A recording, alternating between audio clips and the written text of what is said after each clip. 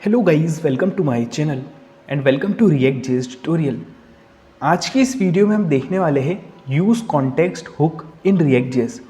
सो ये use context hook क्या होता है, तो चलिए स्टार्ट करते हैं। हमने सबसे पहले समझा था प्रॉप्स ड्रिलिंग। प्रॉप्स ड्रिलिंग क्या होती है? अगर हमें डेटा पास करना हो पेरेंट कंपोनेंट से चाइल्ड सी कंपोनेंट में, तो हम डेटा पास करते हैं पेरेंट से चाइल्ड ए में, देन ए से बी में, देन बी से सी में।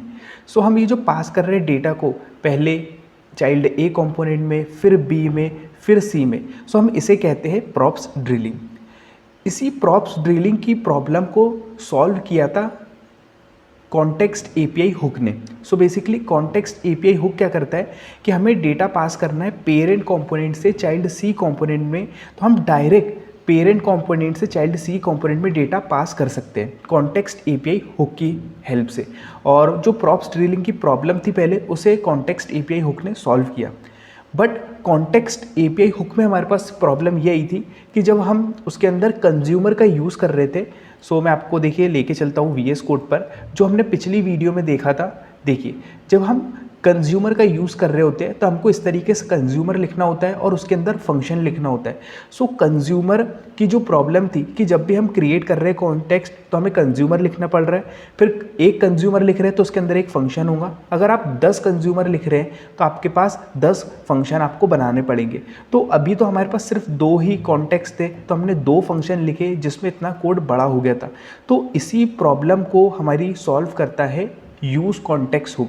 यूज़ कॉन्टेक्स्ट हुक क्या करता है कि हम बहुत ही सिंपल तरीके से और क्लीन कोड लिख सकते हैं, और जो हमारे पास डेटा आ रहा है हम उसको यूज़ कर सकते हैं। हमें इतना सारा कोड लिखने की ज़रूरत नहीं है। तो देखिए, हम इसको यहाँ पर हटा देते हैं पूरी तरीके से। इसको मैं पूरी तरीके से यहाँ पर हटा दूँगा। इस तरीके से हमने यहाँ पर हटा दिया। तो देखिए, अब यहाँ पर हम देखने वाले हैं यूज़ कॉन्टेक्स्ट को। तो देखिए, यूज़ कॉन्टेक्स्ट हमारे पास एक हुक होता है, यूज़ कॉन्टेक्स्ट। इसके अंदर भी हमारे पास 3 चीज़ें होती है। यूज़ कॉन्टेक्स्ट हुक क्या है? बेसिकली यूज़ कॉन्टेक्स्ट हुक जो प्रॉब्लम है, हमारी बेसिक प्रॉब्लम थी कंज्यूमर की। जब हमने कॉन्टेक्स्ट एपीआई पढ़ा था तो उसके अंदर जब हम कंज्यूमर को यूज़ कर रहे थे तो कंज्यूमर में हमें फंक्शन लिखना पड़ता था, कोड बहुत बड़ा होता था, कॉम्प्लेक्स दिखता था। वो प्रॉब्लम को बहुत अच्छी तरीके से सॉल्व करता है यूज़ कॉन्टेक्स्ट, और बहुत ईजी तरीके से हम उसको कोड को एक्सेस करते थे। तो आज हम डिटेल में देखेंगे। तो जब हम यूज़ कॉन्टेक्स्ट देख रहे हैं तो इसमें भी हमें क्रिएट करना पड़ेगा कॉन्टेक्स्ट, क्रिएट कॉन्टेक्स्ट, ठीक है। इसमें भी हमारे पास प्रोवाइडर होगा, इसमें भी हमारे पास कंज्यूमर। अब हमें कंज्यूमर ने यूज़ करना है, ठीक है।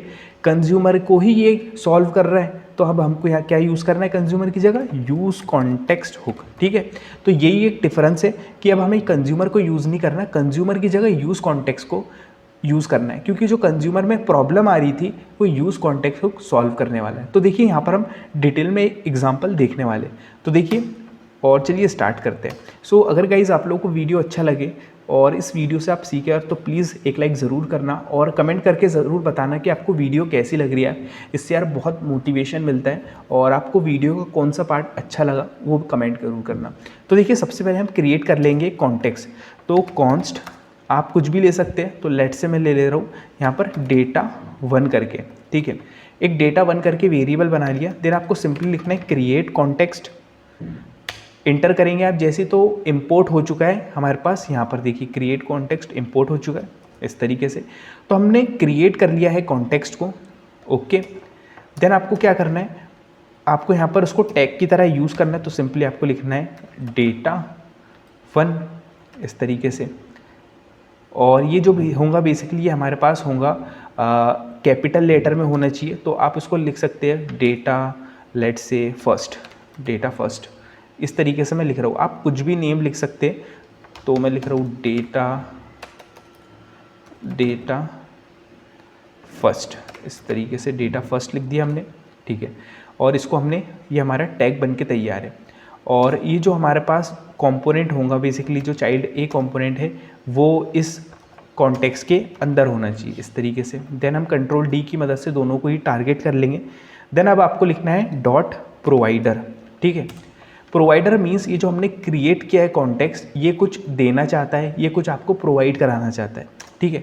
अब आपको क्या प्रोवाइड कराना है, बेसिकली क्या देना है, तो आपके पास वैल्यू एट्रीब्यूट होता है। इस वैल्यू एट्रीब्यूट के अंदर आप लिख सकते हैं, जैसे हम लिख दे रहे हैं कोड विथ सुफियान, इस तरीके से हम लिख रहे हैं कोड विथ सुफियान। ओके, तो हमने एक डेटा फर्स्ट एक क्रिएट कर लिया कॉन्टेक्स्ट, सबसे पहली बात, ठीक है।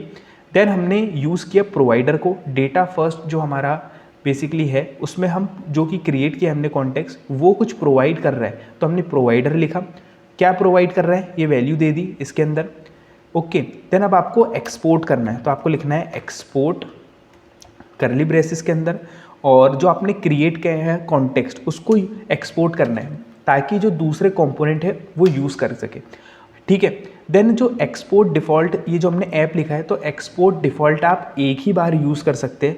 अगर आपको एक से ज़्यादा चीज़ों को एक्सपोर्ट करना है तो आपको करली ब्रेसेस का यूज़ करना पड़ेगा, इसलिए हमने यहाँ पर एक्सपोर्ट करली ब्रेसेस के अंदर डेटा फर्स्ट लिखा है, ठीक है। सेव कर लेंगे, और अब हमें डेटा कहाँ पहुँचाना है, डायरेक्ट मुझे चाइल्ड सी में डेटा पहुँचाना है।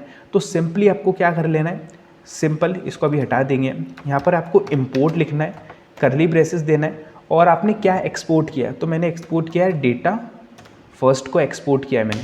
इस तरीके से जैसे इंटर करेंगे तो हम इंपोर्ट कर रहे हैं डेटा फर्स्ट को फ्रॉम ./ऐप कंपोनेंट से, इस तरीके से हमने इंपोर्ट कर लिया।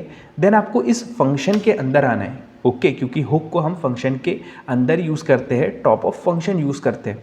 तो आपको एक वेरिएबल बना लेना है, वेरिएबल आप कुछ भी बना सकते हो, लेट से मैं दे देता हूँ नेम, दे देता हूँ, कुछ भी नेम से बना सकते।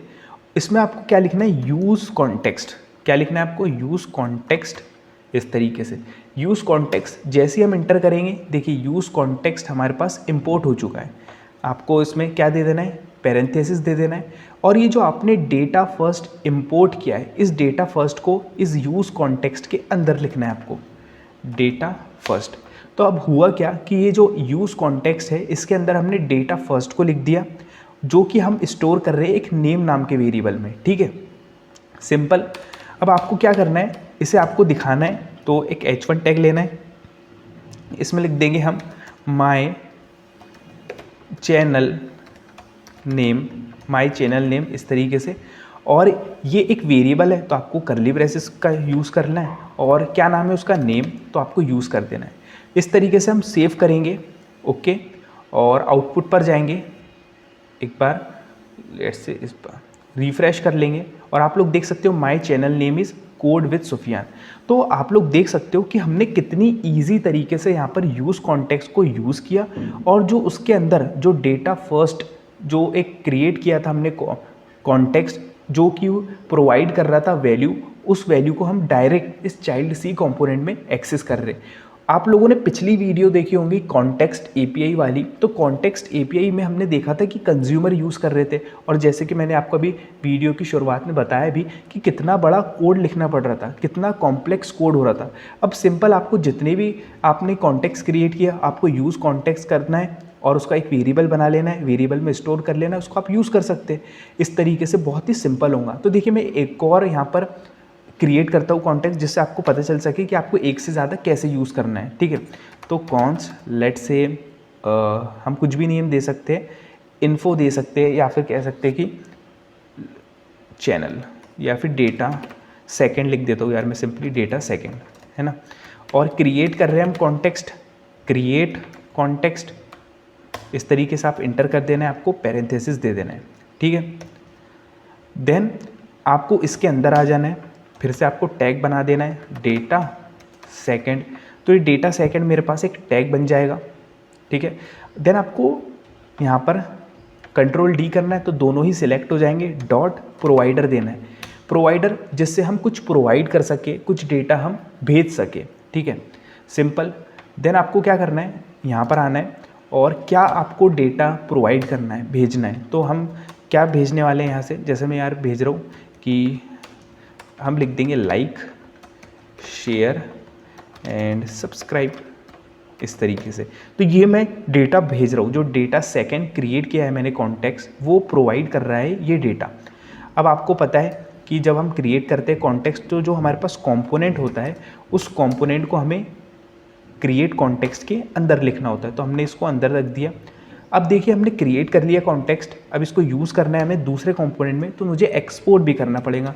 तो डेटा सेकंड ये हमने एक्सपोर्ट कर दिया, सेव कर लेंगे सिंपली। अब देखिए इंपोर्ट हमने डेटा फर्स्ट किया है, आपको इंपोर्ट कर लेना है डेटा सेकंड को। इंपोर्ट हो चुका है, सिंपल। अब आपको क्या करना है, सिंपली कॉन्स्ट, अब आपको दे देना है लेट से नेम 2 दे सकते हो, कुछ भी दे सकते हो, माई लेट से इन्फो दे देता हूँ, इन्फो, ये हमने वेरिएबल का नाम दे दिया इन्फो। देन आपको फिर से यूज़ कॉन्टेक्स्ट लिखना है, ठीक है। देन जो आपका क्रिएट कॉन्टेक्स्ट है, जो आपको इसके अंदर दिखाना है सेकंड वाला, तो उसको आपको लिख देना है डेटा सेकंड, इस तरीके से। तो जो डेटा सेकंड मैंने जो क्रिएट किया है कॉन्टेक्स्ट, उसको मैंने इन्फो एक वेरिएबल है उसके अंदर स्टोर कर दिया है, ठीक है। और उसको मैं एक H1 में फिर से लिख दूंगा, लेट से, देखिए मैं लिख रहा हूँ प्लीज़, इस तरीके से। और यहाँ पर मैंने करली ब्रेसेस दे दिया क्योंकि हम जावास्क्रिप्ट को लिख रहे हैं HTML के अंदर। ये इन्फो मैंने वेरिएबल का नाम दे दिया।